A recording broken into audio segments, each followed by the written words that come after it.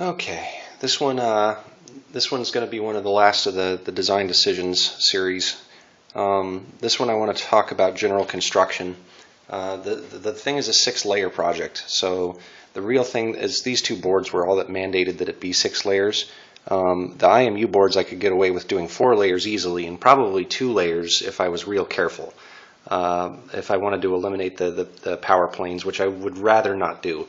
So the IMU boards are probably not going to go below 4 layer, but again, these are the unassembled ones because I haven't depaneled the main one or the populated one yet. But you see that the top surface is just connectors. So there's nothing on the top surface other than flex connectors. On the other surface is all of the demultiplexer hardware and the IMU and any passives that have to support the circuitry on that particular board. The boards are all identical for their given rank. So on each digit, the thumb is a digit, and then there are 4 main digits, Phalanx, phalanges, metacarpals. So this is viewing as if the hand were over here. The first rank, the proximal phalanx, has the pull-up resistors and whatnot to handle the wired OR interrupt request lines that are common to all of the IMUs on a given digit. So that's the only major difference between the proximal and the intermediate phalanx. The intermediate phalanx you can easily tell which is which because, oops, hello, glad these aren't populated. You can easily tell which is which because the intermediate phalanx has different sized connectors. The connector from the intermediate to the distal phalanx is only 12 pins. There we go. The distal phalanx only has one connector, obviously, and it also has the spot for the LED on the top surface. For the first run, I chose ultraviolet LEDs, mostly because I like that color, and also I could use it for other utility like counterfeit detection or scorpion hunting or any number of other things. If a user decided he wanted to put, phosphorescent coating on the inside of it, you could do that too if you really wanted to change the color. But it was useful to have LED indicators of some sort at the fingertips, if for no other reason than for initial debugging and whatnot. As I said, this is treated as a 6th digit, the wrist and the metacarpals. So software sees this as 1 digit, and there's also an LED indicator on the back of the metacarpals board. So there's 6 total LED indicators there.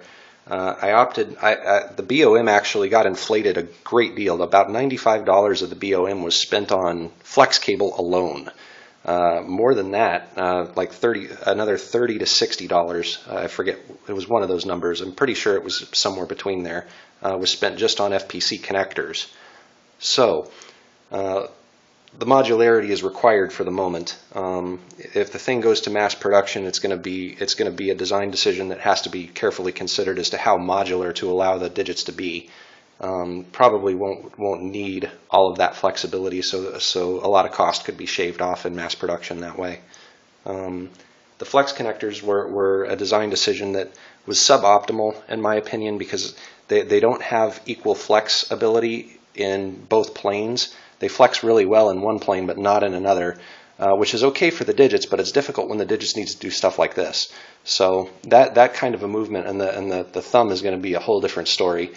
It worked really well with magnet wire. The 32 gauge bundle of magnet wire that I was using on the prototype worked really well for that because it didn't care, and it was even thinner.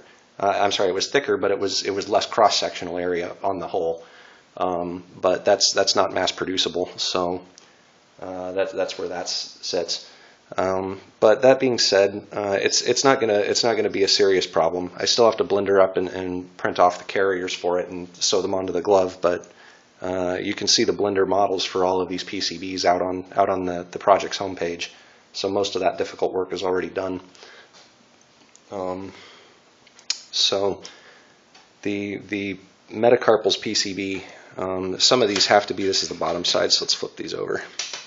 So there have to be some holes in the casing for the temperature sensor and the IR emitter and such, but those don't necessarily have to be open air. So there's the microphones and the barrel pressure and the humidity sensor do need to be open air as far as I know, but I think I can take some strategies to mitigate water ingress because the goal is to have this thing hand washable with soapy water.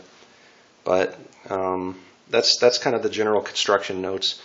I think that might be the last video for this, but if there are questions later, if I have to field the same question enough times, I'll go and make another video detailing the answer.